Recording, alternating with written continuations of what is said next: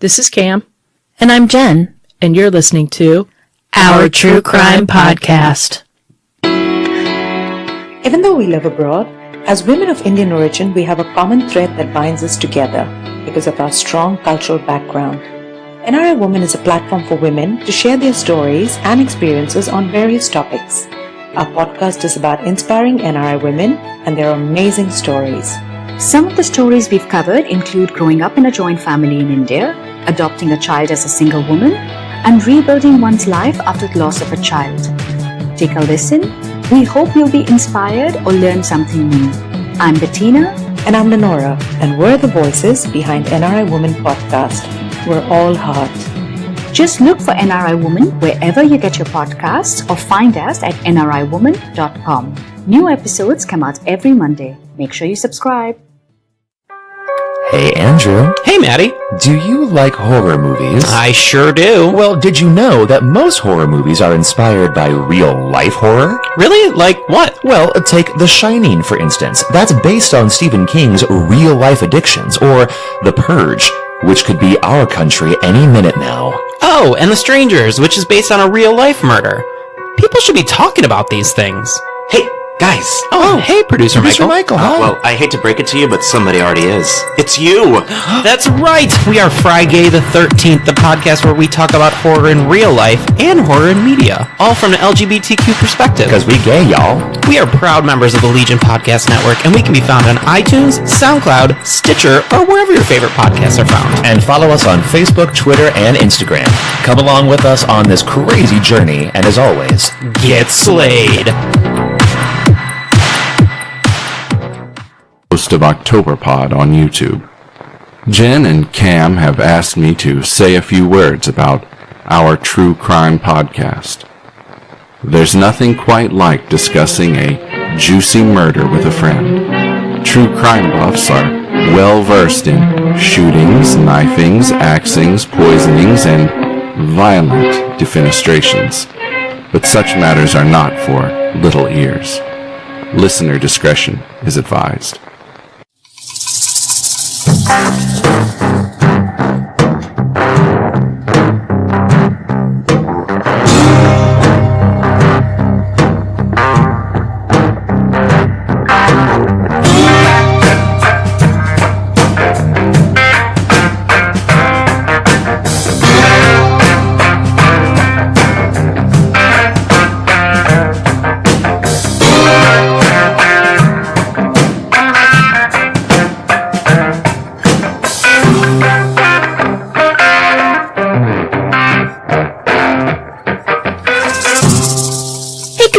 Hi, Jen. How are you? I'm good. How are you? I'm doing really well today. You're so happy today. I love it. I'm very happy today. You took your ADD medicine? I actually did take my medicine, and they actually got a little bump this time at the doctor's. Okay, I like it. Yeah, it's nice. You being happy makes me happy. Yeah. Well, just like in the old days. And you know what? My family says the exact same thing. I know, right? Mm-hmm. Happy wife, happy family. Mm-hmm. Yep, everybody loves it when mom's in a good mood. I know, I like it too. Mm-hmm. Makes me happy. So, what's going on? How's your weekend? How was Thanksgiving? Thanksgiving was good. Yeah? Yeah, we went to my dad's house. Everybody was there. Mm-hmm. I had people over. Yeah, how'd that go? Too many cooks in the kitchen, let me tell you. Oh, yeah. See, I'm lucky I don't have to cook Thanksgiving. No, I was like, I swear I will cut you. Stop it. Are you really putting that on there? What is that? What's in the bottom of I told you not to put stuff in. Go sit down. Yeah. No, you know what's great about me is nobody asks me really to bring anything. I'm either could you bring deviled eggs or can you bring napkins? I mean, there's nothing else. Oh, okay. And I don't think I'm a bad cook. I'm just, just never get asked. Okay. I'm fine with it. Yeah. Yeah. I was going to add some stuff, but I won't. Not about you. No, okay. Just about my situation. Oh, yeah. My deal. But I won't. With your sister's chef boyfriend? Oh, no, he wasn't there, so he'll be home at Christmas. So he and my stepmom will fight. That'll be great. It'll be awesome. One takes the turkey out, one puts the turkey back in. One takes the turkey out, one takes the turkey back in. I'm going to have to come over one time just to see it. It's kind of funny, because they do it secretly to each other, because one thinks it's done and one doesn't. It's almost like a sitcom, isn't it? It totally is. It, like, cracks me up. That's awesome. Hey, do you have shout-outs for us? I do, actually. Ooh. So, a guy that I work with, Brian M., and his sweet little wife, Katie. I know Brian M. You do? Mm-hmm. Oh, you do? That's right. I forgot. So, anyway, hi, B. And thanks for listening. He just started tuning in, I guess it was like a week ago. He wants to do his own podcast. Oh, awesome. Going to try to help him launch that and get that off. Shut up, Jen. What are you laughing about? Us and technology and how we struggle doing it, and we still, we know a little bit more than we did when we started out. Better. Honestly. Yeah, probably helps to research before you start doing it, not while you're doing it. Well, he kind of has. That's why, he talked to me about it. And I'm talking about us. We just jumped in. Why would we do that? I know. I don't read. You're either an instruction reader or you're not. I gotta be honest. I put all the kids' toys together for Christmas for every year, and I just don't. I'll build it wrong before I'll read the instructions, and then I have to break it down and redo it. Mm-hmm. That's me. That's how I flow. Oh, I know. Believe me, I know. I know you know. Mm-hmm. It's okay. All right. I just thought of this. Mm-hmm. Kathy Lane. Hey, Kathy Lane. Kathy Lane. We used to work with Kathy Lane. We talked about this, how certain people have, and I can name them. Certain people, you call them by their first and last name together, like it's one name. Mm-hmm. She's not Kathy Lane any longer. Nope. She shall always be Kathy Lane. Yep.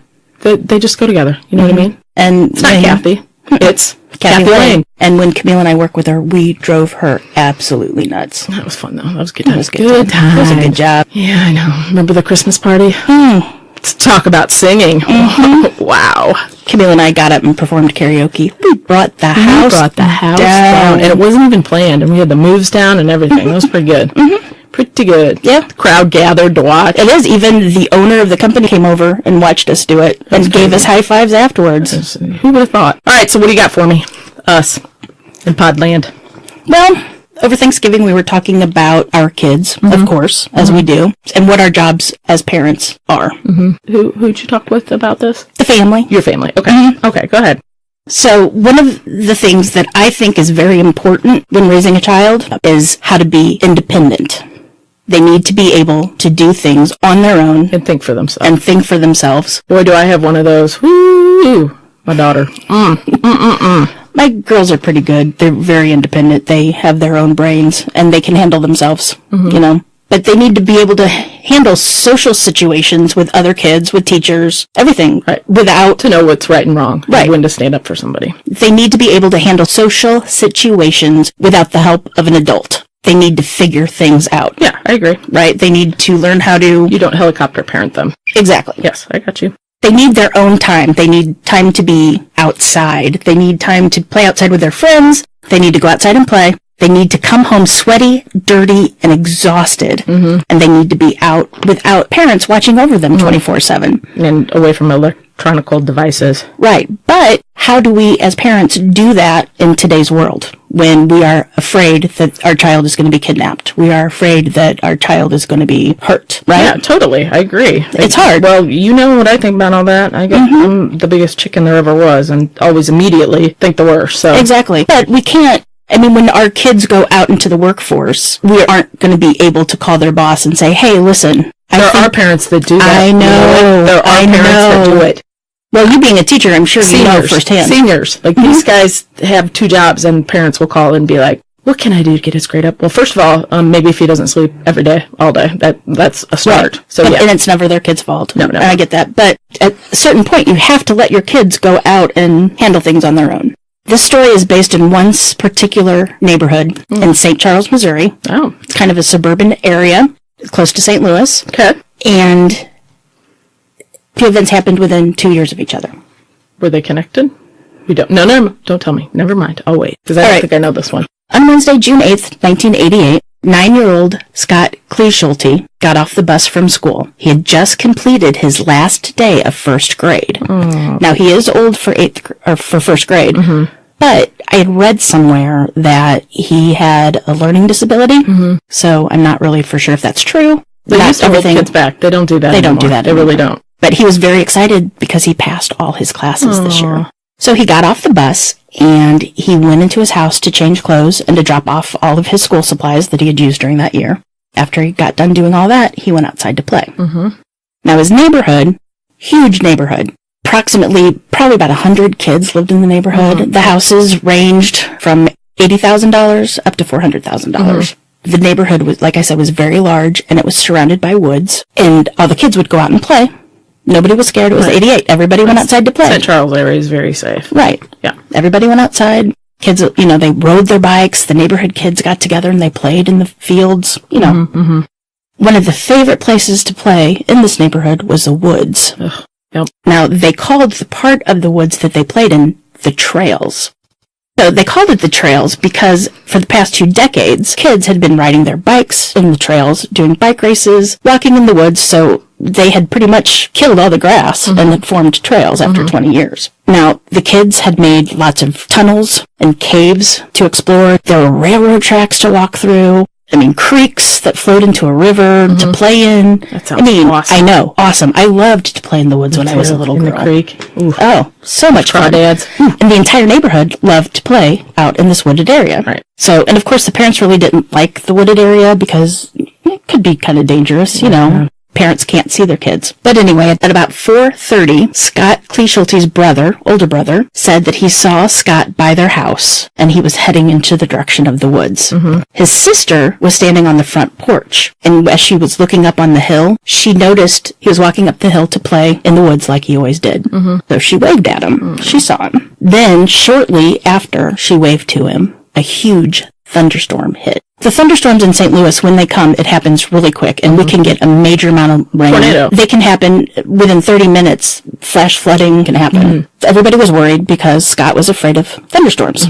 When Scott's parents came home, they were a little concerned because Scott wasn't home yet, and he normally was home, but they thought due to the storm, maybe he had found refuge at a friend's house, and he, just decided to play there. Well, the problem is, Scott always was good about calling, and they had big plans that evening. They were going to go get the kids new shoes, and they were going to the parents were taking the entire family out to celebrate the last day of school. He had 4 brothers and sisters, I think. Was he the baby? Second to youngest, I believe. Richard, his dad, said that his son had never been gone for more than a few hours. When he was gone for more, that he would always call to let them know where he was, but the call never came. So by 7 o'clock that night, the police were called. The St. Louis Police Department and a special TACT team went out searching for Scott on the trails, where he was last seen and where they knew he had been playing. So about 25 police officers, plus students from the St. Louis Police Academy, started going door to door, and some started searching the 20-acre area that he was at, or that he was thought to be in. 3 officers went on ATVs to search the area,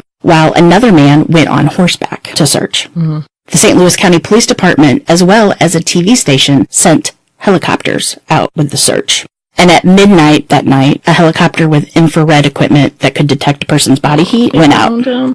By Thursday morning, more than 40 civilian volunteers and off-duty police officers started searching this wooded hillside, this 20-acre lot. It's huge. Some of Scott's friends from the neighborhood started showing the police the caves where everyone played. Now, these caves were not normal caves. These caves were in a dirt hill. So they dug them out. They weren't real caves. They were almost like burrows. Not wooden. This was a hill that was like up and down like a cliff almost. These kids dug out a labyrinth of mazes. Wow, that's kind of cool. Very cool. It was not just these kids in the neighborhood right then. Kids in that neighborhood had been doing that for 20 years. Working on those? Working on those. Some of the caves were up to 40 feet deep. The police started to get a little afraid because some of the walls were starting to collapse in. Yeah. They were getting dangerous, and they were worried that maybe he had gone into one of those caves and it collapsed on him. By Thursday night, all volunteers were told to go home and to come back in the morning to start searching again. Still nothing. Nothing was found. But a small group of police searched drainage ditches and the culvert pipes that run under, those huge corrugated metal, the culvert pipes that run under the highway, and any places that the volunteers might have forgotten to check out. By Friday morning, 3 bloodhounds were brought in. They were able to track Scott from his house into the woods, but lost his scent about 1.5 miles near an apartment building that was being built on the edge of the woods. By 8:20 p.m., after searching for 2 days, the police called off the search. Oh. Nothing had been found.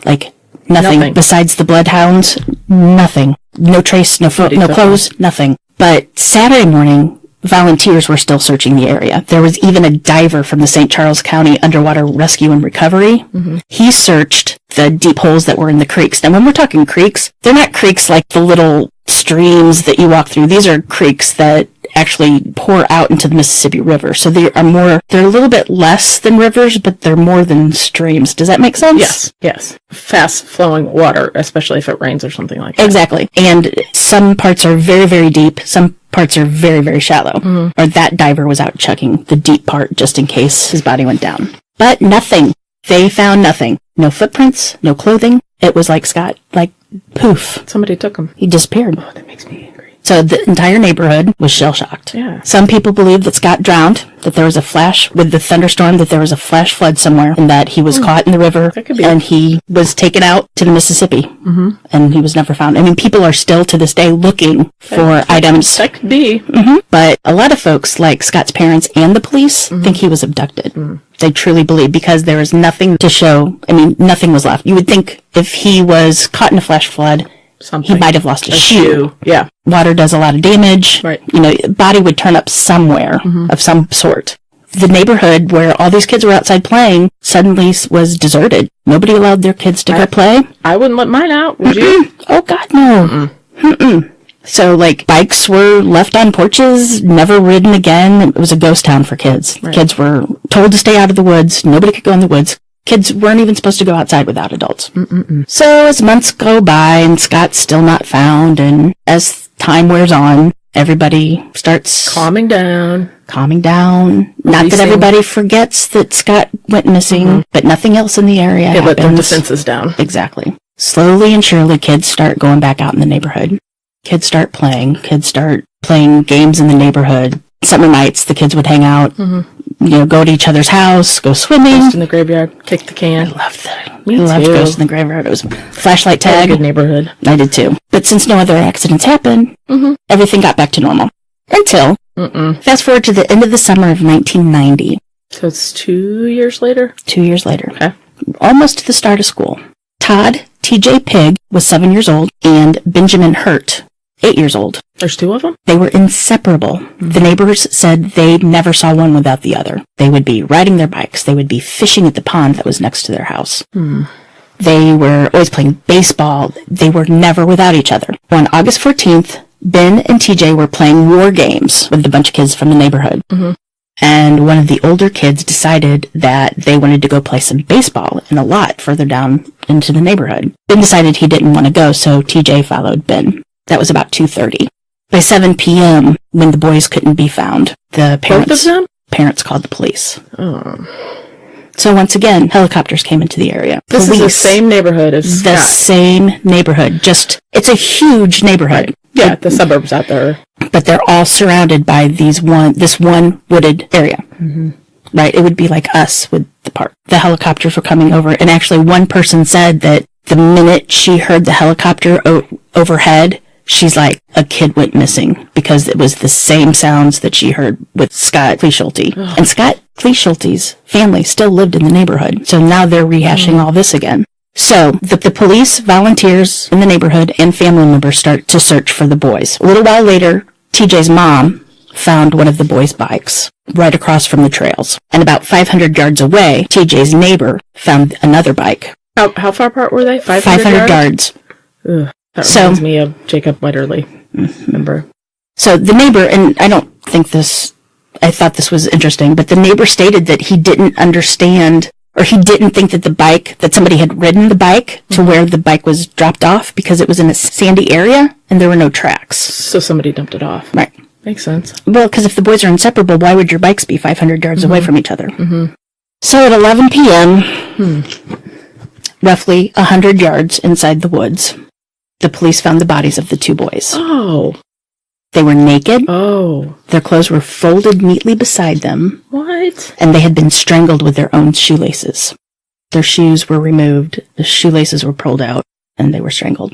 Later, it was revealed at autopsy that the boys had been sexually assaulted. By a man? Just said sexually assaulted. By a man, I guess. Just said sexually assaulted. Okay.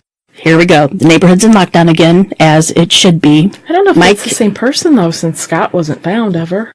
Weird. Those woods, man. I love playing in the woods, but now I have to second guess if I'd ever let my kids... Well, I'm letting the kids go out in the woods today.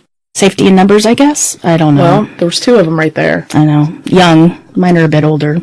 So, everybody was afraid. You know, there's a killer on the loose. There's a child abductor. What are we going to do? But at the time, the police couldn't even comment if it was the same, if it had any connection with Scott Kleeschulte. Okay. Go ahead. I knew about Scott. I've never heard of the story. I hadn't either. Wait, just wait. Oh, Jesus. Okay. So both sets of parents insisted that the boys were way too smart to go with a stranger. They had been taught stranger danger, you know, the whole rigmarole. So, and TJ's dad thought that it had to have been more than one person because TJ was really, really strong and that he would wrestle with TJ sometimes and TJ could top him, basically. I think it is more than one. I think it'd have to be. Ben's stepfather was quoted saying that anyone who would do this to kids was really sick. And he was worried about his 4 other kids. He guessed that the murderer had known the area quite well. I would say he was watching them. And possibly planned to kill somebody. Maybe not the boys, but someone. And just by dumb luck, the kids were there. Both parents were also set to get that woods closed off. They didn't want the woods. They wanted the kids to be banned from the woods permanently.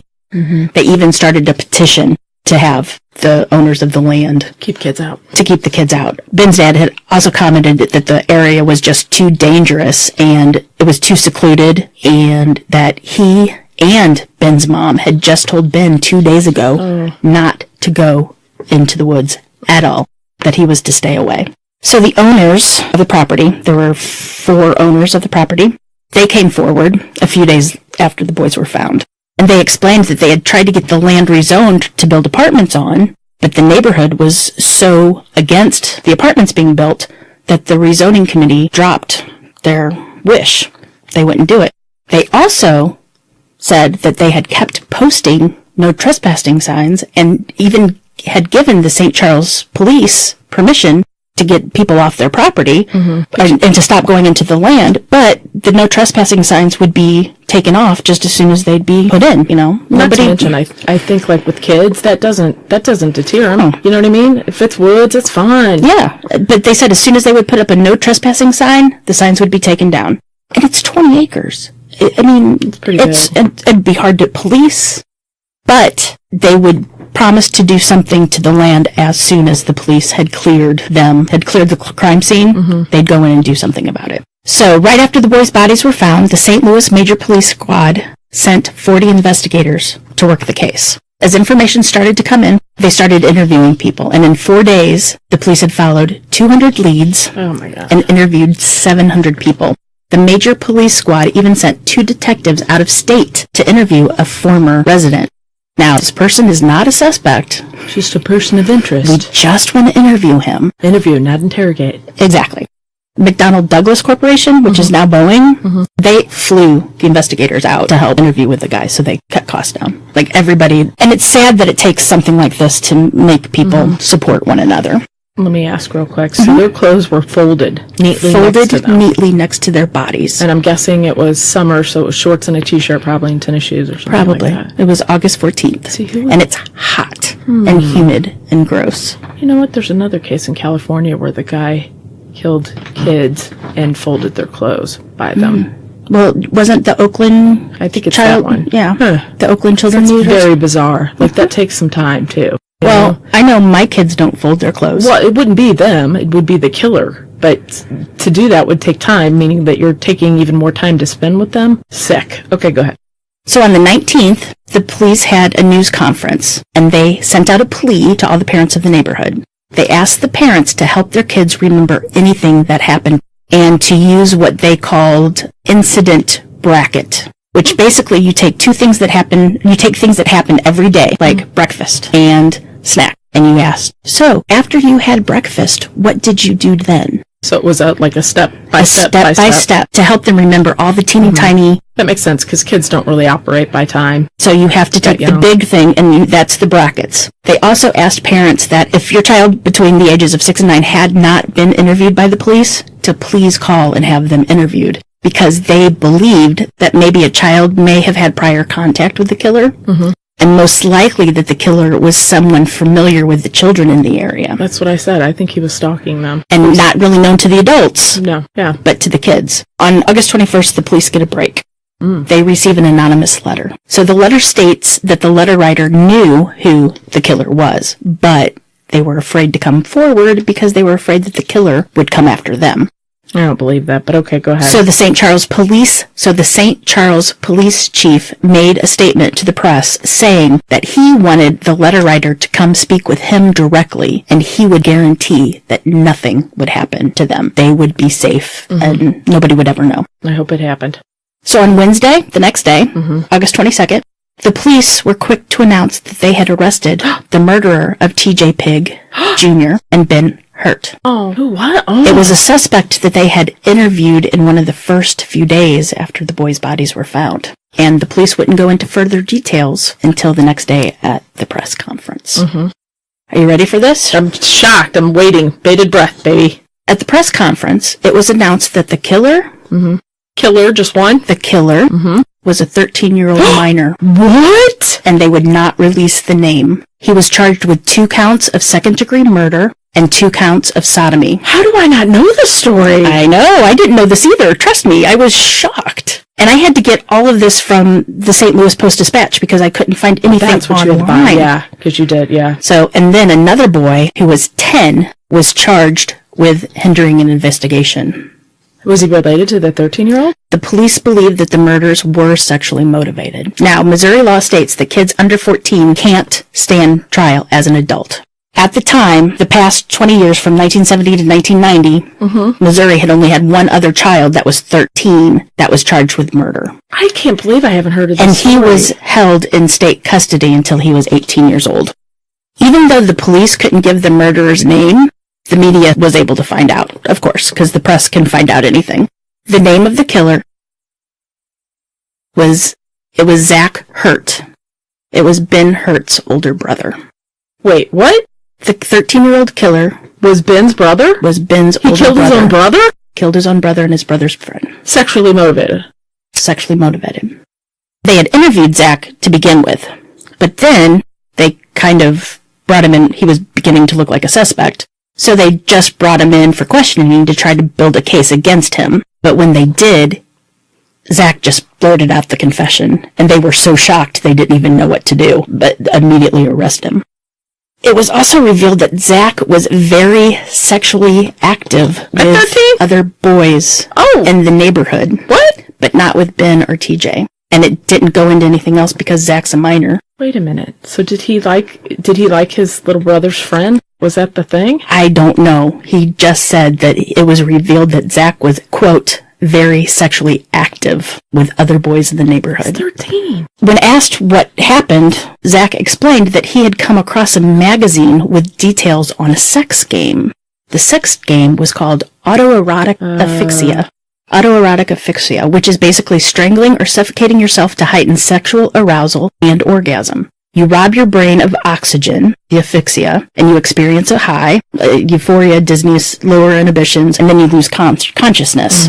Well, Zach had wrapped the shoelaces around the boy's neck, and then he pulled really tight, and he accidentally strangled him. He didn't realize that the people that do this tie special knots. Not to mention, it's done to yourself, not others.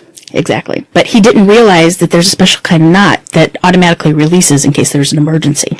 So one of the officers in the case told reporters, of course, anonymously, that they had immediately suspected that it was autoerotic asphyxia and not premeditated murder. He said what makes this case so unusual is that the victim usually does it to themselves and something will go wrong. Yeah, I don't buy this. I mean, there's a lot of... I think he molested them and put that around. And those boys were 8 and 7. They're not even, the hormones aren't there yet. But they said, victims are usually the ones that do that to themselves. And there's been a lot of celebrities that have been found in these things. But this was like Zach used these boys as a tool in sexual experiments. He killed them. That's not... And also, the boys were strangled one at a time, not together.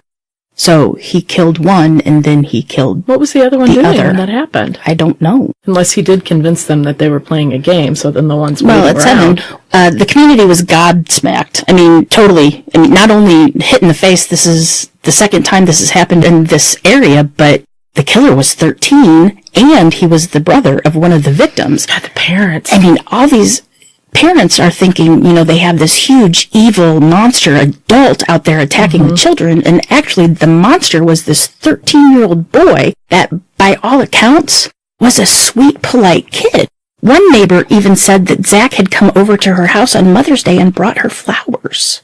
Maybe he was playing a game with them, and he didn't... I mean, 13's pretty young, but it's sexually old enough active to know with other boys in the neighborhood? Yeah, but maybe he was molested, too, which would make him knowledgeable about that stuff. But the magazine, not many magazines have stuff about that, especially in 1990. The newspaper articles that I was reading, people were saying, how do kids know about this kind of thing? Back then either. No.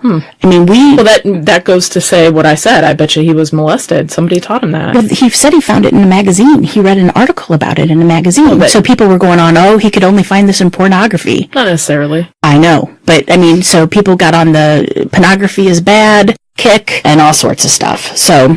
And many people were confused. How are they going to tell their children? I mean, stranger danger, stranger danger. If there's a person that comes... And also, stranger danger to your kid's older brother. That's weird. Right. Stranger danger, you taught your children to stay away from strangers because the strangers were bad. Well, as we all know, most strangers are not bad. Only less than 1% of kids are abducted by strangers. Right.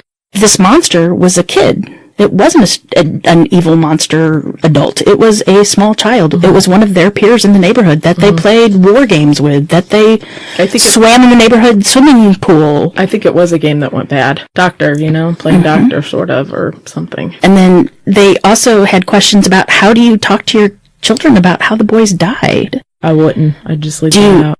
There's articles in the newspaper. Do you tell your kids about the autoerotic asphyxiation? And one doctor said, don't dare mention it because people might think it sounds exciting and want to try it. And then the other one says, well, don't go into detail, but it's always healthy to talk about sex and if you're touched by somebody else. Yeah, but that part could be... Totally. All that could be said with leaving that other part out. Right. There's an age appropriate. Right. You know what I mean? And your child, what they can handle and what they can't handle. But this was all the articles on this.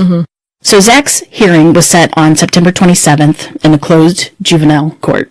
His lawyer said that his approach to the court was going to be that while Zach orchestrated the whole thing, he technically was not responsible for the deaths of the two boys. And unfortunately, since he was a minor, I have no idea what happened. I have no idea if he was... We don't know. All the records are sealed. He's a minor. Well, he'd be 18 now. Oh, he'd be more than 18. You didn't let him out at 18? I don't know. I can't find anything on him. I searched everywhere. That's why I was up until 3:30 last night, because I was looking for the sex offender list in all areas. I looked everywhere. It didn't say that he was released at age 18, because they do that sometimes. But sometimes they transfer him to an adult prison. Well, that kind of seems to me that he probably did get out at 18 and they protected his identity, because if not, it would have said that he was transferred. But October of that year, the police chief spoke with the local chapter of the Society of Professional Journalists. There was a big hubbub about the kid's name being released because he was a minor. Right. And the police chief said that in hindsight, it was probably good that the name of the child was known. And it kind of eased the fear of some of the parents. And he also noted that the laws, when they were made, were written more for a kid robs a candy store, and that shouldn't follow you around for the rest of your life, which I agree, but it never counts for murders. Yeah, but I see that differently too. I see that if you release the name of a kid that murdered somebody, people would come after that child. And it is a child still. It is a 13. Child. It is a murderer, but it's still a child. But if it is an accident. And that doesn't matter. See, people would, you know what I mean? Right. But he said that no one even thought about kids under 17 committing murder or other horrible crimes. But it was good. But he believed it was good that everybody knew the name. Mm-hmm. The only thing else that I found about this was on December 3rd, TJ's family filed a wrongful death lawsuit against Zach's mother and stepfather, and Zach's father. And the suit alleges that Zach's experimentation with sexual acts, including the autoerotic asphyxia, resulted in the death of their son. But I couldn't find the case. I just found the newspaper stating that, but I couldn't find whether it was settled out of court or if it was dropped. I couldn't find anything. I went on the St. Charles County courthouse records. Couldn't find anything. As for Scott Kleeschulte, his disappearance is still an ongoing investigation. In 2007, after Michael Devlin was arrested for the kidnapping of Sean Hornbeck and William Ben Ownby, St. Charles put a special task force together, and they started researching to see if Michael Devlin had anything to do with Scott's disappearance, along with the disappearance of Charles Arlen Henderson and Bianca Piper. Mm-hmm. And by October of 2007, the task force dissolved. They couldn't find any evidence whatsoever of Devlin involved. But tips in the case have come in steadily over the years. The last significant one was November 11th. Police started to re-interview neighbors, and they started to get some new details. Actually, so much that the detectives got a search warrant for a home that was near Scott's. They brought in cadaver dogs, and they drilled holes through the concrete in the garage, but the cadaver dogs didn't hit anything. But the most recent one was 2013, a former police officer from the Chicago area who has a 20-year prison sentence for federal fraud charges, claimed that a former cellmate of his said he abducted Scott. And this prisoner claims to have written documentation of details of Scott's disappearance, as well as 13 to 15 other abductions and killings of children and women by the same man. All in Missouri? He said his crimes occurred between 1978 and 2005. The police have said that this prisoner has not provided any information that has led to the discovery of new evidence or new information. But the police will continue to investigate any and all information, as they keep doing with each and every new lead they get. As of right now, his parents still live in that house, and his disappearance remains unsolved. And I'll put information up on our website about where to call if you do have any information. Kids still need to go outside, I believe. Kids still need their freedom, and the rates from 1990 of missing people have gone down a lot since then. Actually, crime across the board has gone down. You don't teach your kids stranger danger anymore. There's new information on how to teach kids and what to teach kids. What do you teach them? Well, if you go to missingkids.com, they have all the information that you need. They have information about how to teach. Okay, I'm sorry, go ahead. You have information on how to teach your kids to beware of people on the internet. You have how to teach kids to avoid things on the street. Like recently, there was that little girl that was going to be abducted, and she used a family safe word. Oh, yeah. They're still using the same techniques. You know, come see my puppy. Come help me look for a puppy. I know. Want a piece of candy? Most kids get abducted on their way to school, on their way home from school, and right after dinner. Those are like the main times. Watching. They know. That's Michael Devlin was a bus surfer, which I had never even heard of that, and then that gave me a whole new thing to worry about. Right. Meaning he would follow buses and wait for kids to get off, and then easy pickings. There's no adults around if they're old enough because they walk home. Right. And like our bus stops way at the end of the street, and we're the last house at the top. So ours are only our bus stop is only half a block. I can see the bus stop from where I live, but so was Angie Houseman's. And remember, we talked about her before. But go to this, if you have questions about your kids, what to do, how to handle it, go to missingkids.com. They have a bunch of information. A lot of it is in kid language, so they can look at it themselves. They also have something that I thought was really neat that they will send to your company on what to do. Like if you're a store or a company and a child goes missing or somebody goes missing in your facility or whatever, they have information and videos on what to do and how to react and all that kind of stuff. It was pretty interesting. I was in Target, I guess it was like 2 or 3 years ago, and they did a lockdown. There was a kid that was missing. They immediately locked the doors. Nobody can come in, nobody can go out, and it was pretty scary. There's got to be a way that we can protect our kids, but still let them go out and play outdoors and still have fun and be alone without you hovering over them, but still keeping them safe. There's got to be a way. We have a really safe neighborhood, and when my kids were younger, I would be outside with them. I couldn't stand it. Oh, when they were younger, I would be outside but with them. But I mean, they were old enough, but I had to be outside. Yeah. Like, I couldn't. This one time, here you go, here's a little story for it. This one time, Tess, I was like, I just went in the house, and Tess comes running in, and she goes, my son, she's like, he got in somebody's car, Mom, he's in somebody's car. And I freaked out, ran outside. No, he was literally in somebody's car. He'd gotten in the back of the truck bed, and he was like jumping up and down. But my heart, I was just like, No, my kids, I've always taught them stranger danger, and if somebody asks you to help find their puppy or come look at their puppy, don't do it, come get me first. And to tell you the truth, I'm not quite sure they would. No, your kids love animals so much. I think I would do it. You would too, yeah. You know, and that's what's scary. You gotta let them go somewhere. You know, you've got to trust that you've done what you can to keep them safe, but nobody wants to be in those parents' position. No, it's a club you don't want to belong to. Exactly. That was interesting. I can't believe I haven't heard of those two boys. I hadn't either. Well, thanks, Jen. Also, you thought that you might bring up our little saying about lock your doors. Oh, keep passing by open windows? Yes. Yeah, I had a lot of people, I had a few people email me or DM me and ask what exactly the meaning of passing by open windows is, what it means. It's from the 1981 book by John Irving called Hotel New Hampshire. And I know I've mentioned this before, but I deal with depression on a daily basis. Not today, though. Not today, though. Medicine helps me. Some people it doesn't help, but it does help me. But I read that book when I was in the midst of a really bad bout of depression. I read that book because I was madly in love with Rob Lowe. And he starred in the movie. But the book is called Hotel New Hampshire, and it's about a family, and they're saying every time they pass each other, they would tell each other to keep passing by those open windows. Keep passing by the open windows. And basically what it means is to persevere, that keep going, keep being strong. If you see an open window, don't jump out of it. You just walk past it. Mm-hmm. Yep. So I like that. Basically, that's just to keep going. Mm-hmm. And also Queen did a song about it, too. They sure did. All right, Jen. Well, take us out. Tell the good people where they can find us. You can reach us at ourtruecrimepodcast@gmail.com.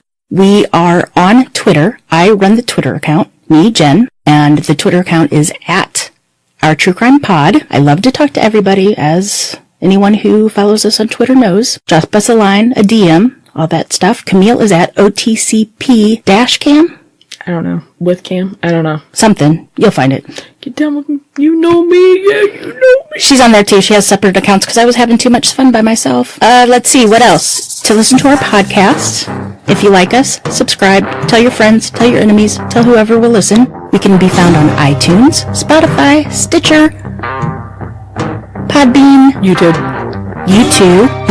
I love YouTube.